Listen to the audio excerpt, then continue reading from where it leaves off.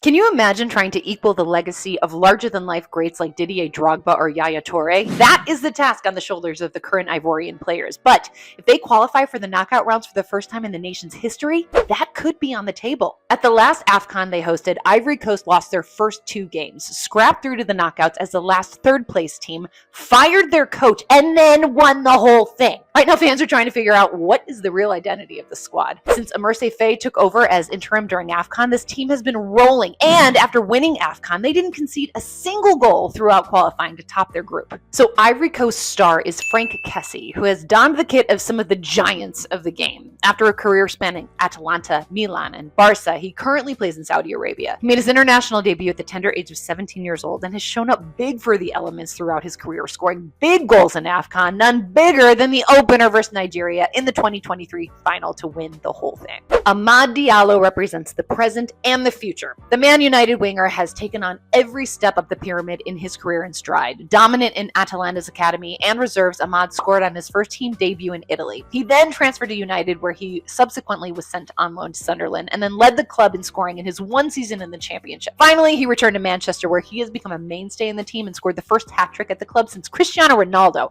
Now we get to see him on the World Cup stage for the first time. Before we go, reminder to go watch Didier Drogba's speech ahead of the 2006 World Cup qualifiers that ended up leading to peaceful elections after a 4-year civil war. Diddy is an absolute legend and will always stand atop the list of greats of the game. But this current squad is good enough to write themselves into the history books themselves. You can get a deeper dive into Ivory Coast and all other qualified nations in our other podcasts.